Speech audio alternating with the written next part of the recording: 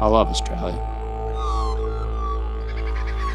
I was born here and fully expected to live my life here. But the world has changed. Australia has changed.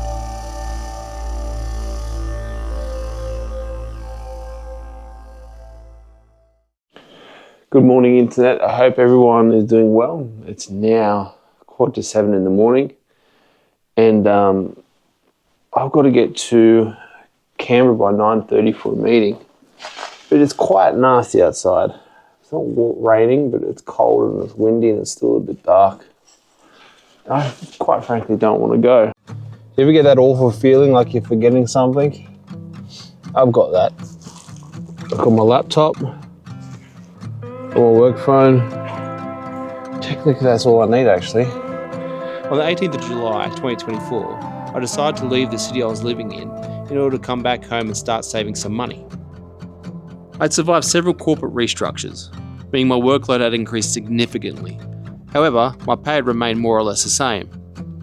My rent in the past few years went from $240 per week to $340, and I was informed that there was another increase on the way. This was an old, leaking, mouldy, mite-ridden apartment on the outskirts of Australia's capital city in a town called Queanbeyan, and I hated it there. What's okay with our beef being cheaper overseas than it is here locally? Rent wasn't the only thing increasing. Groceries were getting out of control. Streaming and gaming services were hiking up prices every chance they got, and going out for a meal with friends and family was quickly becoming out of the question. So we've actually stopped in at a local IGA here in Braidwood to see if I can get an energy drink that's not $7. $7 for an energy drink, that's insane, that's annoyed me. See, I'd never spend that sort of money on something it's not worth $7. It's worth $4.50, maybe $5. I was getting less and less for more and more of the only thing that any of us truly own, our time. Edie, hi. Hi.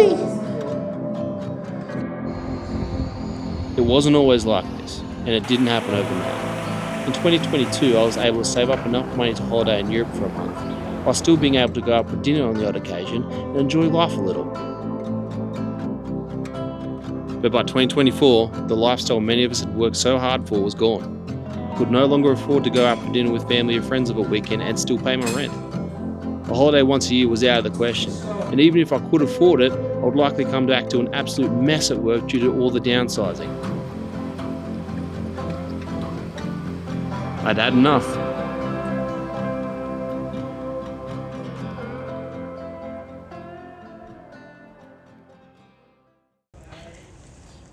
Now, to be clear, I count myself lucky. Not everyone has the opportunity to move back home like I did, and not everyone was lucky enough to keep their job like I was. And because of these two factors, I was able to take a couple of years. It was a couple of years? Probably not a couple of years, it was probably 16 months to give myself a bit of a runway to move here and try something new. Not everyone has that ability or that opportunity to do so. And by the way, this cost of living issue, it's affecting everyone. Earlier in the video, you would have seen a couple of shots of my family home, where my parents have been building up for decades. Because of one financial crisis after the other, and now this cost of living crisis, they can't afford to stay there anymore. They're trying to sell that property because they can't afford to keep it.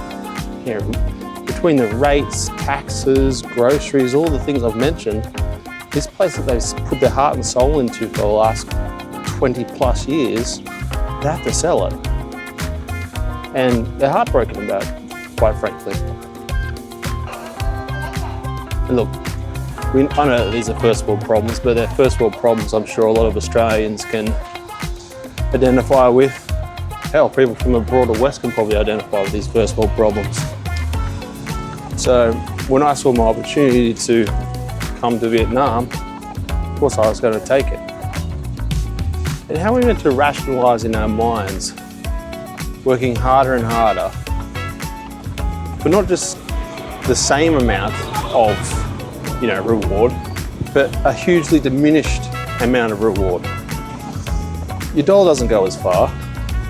And if you work for corporate like I have, and you've had any sort of restructure, your workload goes up. So you go to the grocery store, you get less and less, you're expected to work more and more. I can't rationalise that in my head, which is why I've moved here. But apparently today is Melbourne Cup Day.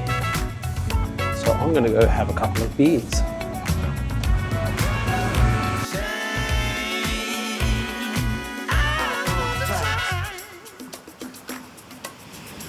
You never get it, them chopping waters.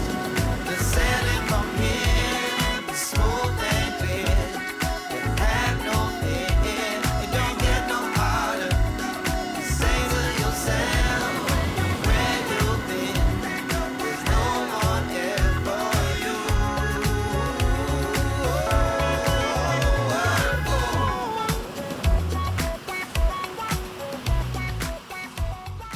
So the question I suppose some of you guys might have is, what's my budget per month? So I've budgeted for about 1,500 Aussie a month.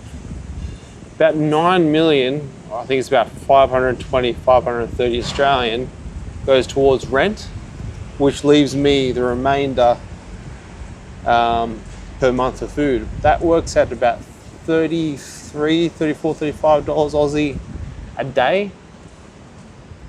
I usually eat $10 worth of food. So typically every month I've been coming under budget.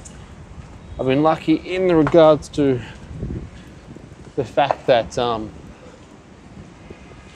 overestimated for everything. So I've given myself, like I said, 1,500 a month. I'm probably coming in at 1,300 a month. I could spend a little bit more, but I'm quite happy. I'm eating well. I go out for beers as much as I want to.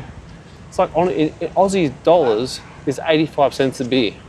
That's not going out to, say, one of these bars I've just gone to, where I've had 3 pints, by the way. It's just, if you go to the local grocery store, a can of Huda is 85 cents Australian. All these conversions I'll put up in US dollars. There's all these conversations about, look, can you live in Da Nang for $1,000 US a month? The answer is absolutely yes, no doubt. You can't be going out every night. You're not going to be partying constantly and living, like a king. But you're going to be living better than when you were at home. The weather got really bad all of a sudden. What a shame, I fooled you twice. You never get it, them chopping waters. The sailing from here is smooth and clear. So I'm back in my apartment now. It is getting darker out there. But I hope this has given you guys a bit of an insight as to what led me to come to Vietnam in the first place, how I managed to pull that off, and sort of the rough budget that's sort of sustaining my lifestyle here. On that note, actually, I'd like to thank you guys for subscribing to the channel so quickly. It's only been hasn't even been 3 weeks yet, I don't think. I've got close to 200 subscribers, which is quite a good pace. So thank you very much. If this is your first time viewing my channel, do me a favor and hit the like and subscribe button if you so wish, because it does go a long way to help me out. If you've got any questions, put them in the comments below. I do try my best to answer any and all comments. Some questions are a little bit too in-depth for me to sort of get into, but I will try my best to get to all of them. And I hope you guys enjoyed the video, and I hope to see you in the next one. See you later.